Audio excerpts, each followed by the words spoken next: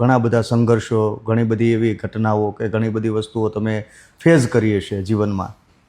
તો એમાં તમારી જિંદગીનો એક એવી વાત તમે મારે જાણવી છે તમારી પાસે કે એ તમને કંઈક લાગી આવ્યું હોય અને આંખો એ વખતે ભરાઈ હોય, આવી ઘટનાઓમાંથી એક એવી ઘટના જાણવાનો મારે પ્રયાસ કરવો છે.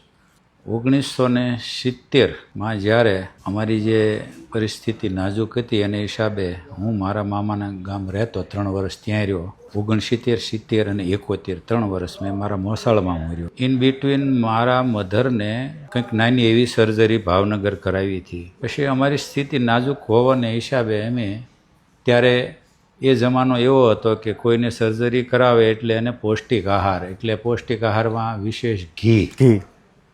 તો અમારી સ્થિતિ નહોતી એટલે મારા મામા ભાવનગરથી જ્યારે મારા મધરને રજા આપી એટલે સીધા એ પ્રહલાદગઢ જેમાં મારા મામાનું ગામ છે ત્યાં એ લઈ આવ્યા. પછી એમની તબિયત થોડી સારી થઈ પછી નક્કી કર્યું કે ભાણિયો એટલે કેશુભાઈ હું પોતે મારી બાને મારું ગામ હળિયાદ મૂકી આવે. એટલે જે મેં મામાનું ગામ પ્રહલાદગઢ કીધું એની બગલમાં રાજપીપળા ગામ છે અને ત્યાં બસ ચાલતી હતી. જે બસ રાજપીપળાથી દડવા જાય અને દડવાથી ધોળા જાય, ધોળાથી પાછી દડવા આવે અને દડવાથી પાછી એ બરવાળા જાય ને રસ્તામાં હળિયાદ આવે. એટલે મારા મામા ગાડું લઈને રાજપીપળા મૂકવા આવ્યા. ત્યારે તો બસ સ્ટેન્ડો હતા નહીં, રસ્તા ઉપર રફ રસ્તા ઉપર બસો ઊભી રહી અને એ ડમરીનો ભાર ન હોય. હવે મારા મામા તો ઉતારીને એના કામ હતું એટલે એ પાછા ગામ જતા રહ્યા એના.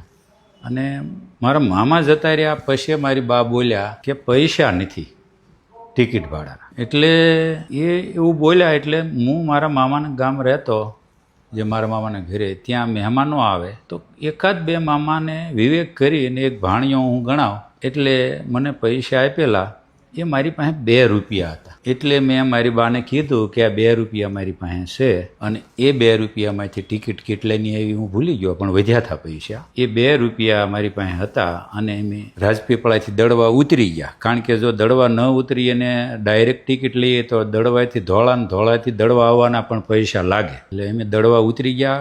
એ બસ પાછી ધોળા ગઈ, દડવા પાછી આવી, પાછા ફરી બસમાં ચડ્યા અને આ રીતે હળિયાદ પહોંચ્યા. આવા તો બહુ બધા બનાવ છે જીવનમાં જે મારું હૃદય ભરાઈ જાય.